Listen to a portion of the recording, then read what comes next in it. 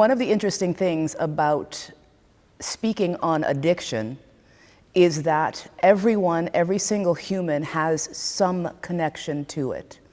And so this is something that I learned early on. When I first told the story in public, I was invited to a national storytelling event that was being recorded by National Public Radio. It was very fancy. And here I was standing up on stage in front of about 500 people saying, "Hi, I'm an alcoholic, and here's this insane story I'm about to tell you." And after I walked off stage, suddenly people started gathering around during the intermission for the show. And the first few people came up to me and said, "Hey, I'm in recovery too. I'm so glad you're sober." And then more people came and said, "My mother was an alcoholic, my father, my cousin, my brother, my uncle." And then another woman came up and said, "I'm not an addict, but when you started speaking, it really resonated for me because I suffer from depression.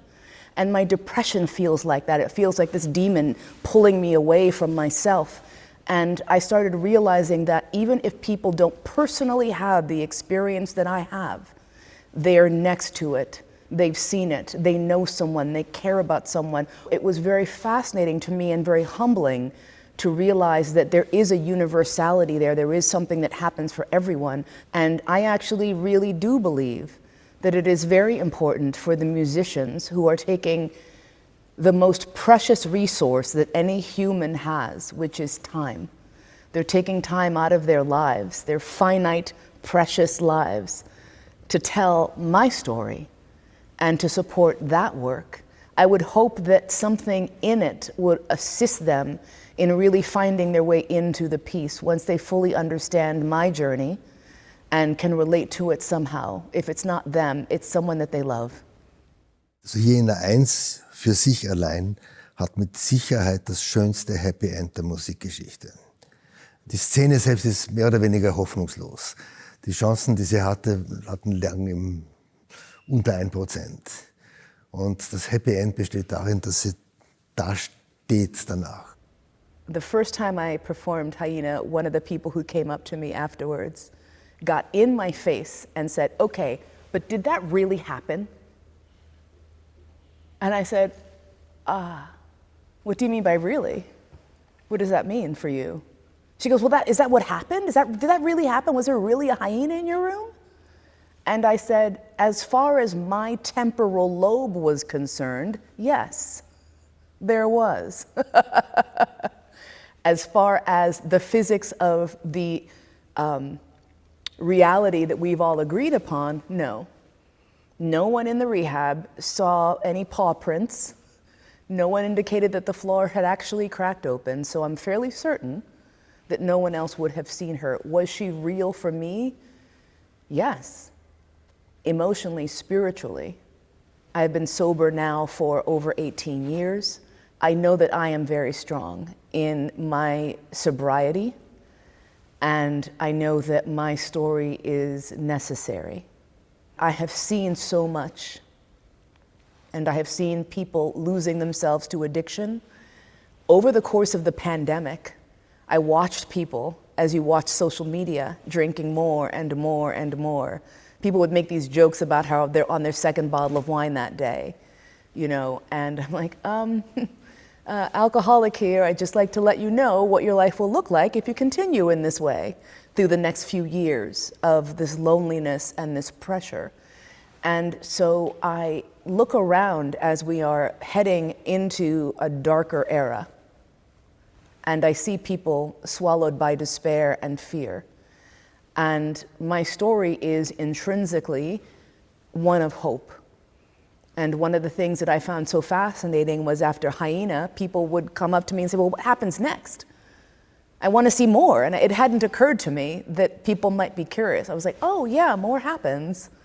Because to me, the end of the story was, "And I'm here today, good night." The fascinating aspect of the wake-up call and the terror of the grave, it is not something that just happens. You must claw your way out of the grave. No one can pull you out of it. You know, the sort of trite idea that like no one can help you unless you want to help yourself. And you hear this all the time with addicts, and you have people who are next to someone they love who they see as an addict, and they're like, what can I do? And I tell them nothing. Nothing. Until that person decides that they want to live a better life, they will stay in that hole. Mothers leave their children for alcohol. Nothing will stop you if you are bent on that self-destruction. And what I needed to do for myself was decide to live. And so that resurrection cannot be passive. You must commit to it every day for the rest of your life.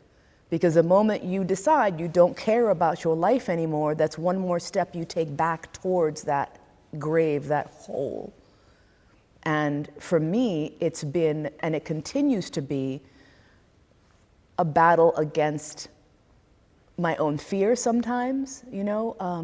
But what's interesting is that I don't want to drink. I think I don't even have to leave 3 fingers to count in the last 18 years the times I've thought to myself, I would really like to have a drink. And all of those times were not even times where things were seriously bad. It was just times where I didn't know how to cope with my feelings because of the emotional damage that I did to myself with years of alcohol. When you get sober, you're a teenager, a child, emotionally, you have to grow the hell up because you spend a lot of time dodging and ducking and weaving away from too much. I don't want to feel too much. I don't want to think too much. I don't want to be awake too much. And that resurrection has to belong to you. You have to want it every day, and you have to stay wanting it, and you have to be accountable to it. And the moment that you get easy and relaxed about it is the moment that you forget how bad it was. You know, and I don't ever want to forget how bad it is. And that's part of the reason that I have a great deal of gratitude for being able to tell this story, because it helped me to remember. Those moments when I go back in and I say to myself, what did it feel like when you first walked out of the hospital and the only thing you wanted to do was to get a pint of whiskey? And that was your focus.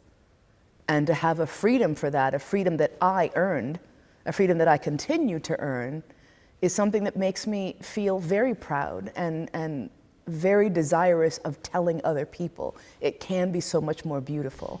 It can be filled with light. When I look at who I am today versus who I was in 2007, it is night and day. And I have so much gratitude for it, and I want other people who are addicted or other people who are deep in depression to see me and be jealous and say, yeah, I want that too. How the hell can I get that? That's my ultimate goal, is to have them go, wow, you are amazing. How do I get like that? I'm like, ah, yes, let me tell you.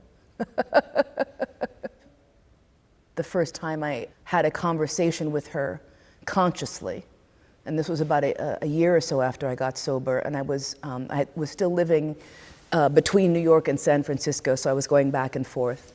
And I was on the bus in New York, and I was having an absolutely miserable time. Just so difficult, just life.